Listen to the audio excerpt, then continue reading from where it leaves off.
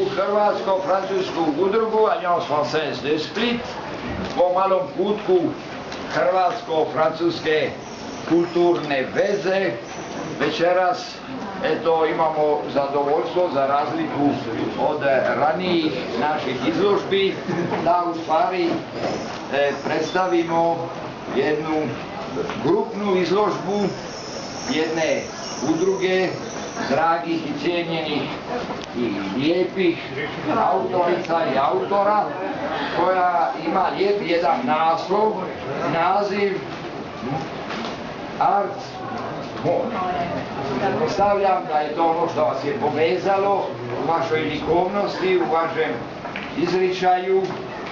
Naš je prostor relativno mali, pa mi se čini da je dosta slika, željeli ste što više slika da bude u ovom prostoru, ali lijepo je posebno u ovoj ulici koja se sve više komercijalizira i pored nas galerije Galić i fotokluba ima jedan to prostor koji je uspio zadržati jednu duhovnost u ovoj komercijalnoj i jako lijepoj ulici Marmontovoj i sreća da preko ljeta kad imamo mnogo gostiju cijeli Hrvatski iz inozemstva, a ovdje dosta često navraćaju i stranci, ne samo Francuzi, Frankofoni, nego i drugi i rado ulaze u ovaj naš prostor.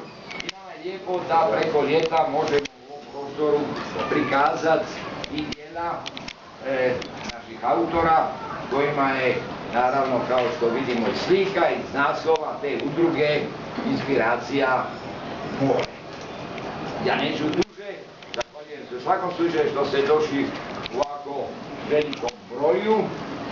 Neke poznajem, neke manje, nekima je to prvi put da dođu u ovaj prostor, ali činjenica je da ova vrućina vas nije nekako odvratila od toga na svojom nazočnošću i počastite ovaj naš prostor i bez svake sumnje naše drage autore. Neko će nešto kazati o autorima, o vašoj udruzi, u svakom pojedincu, da li ćete svaki od vas na nekaj način predstaviti ili većina vas znaju. S moje strane toliko i dobro nam došli još jednom.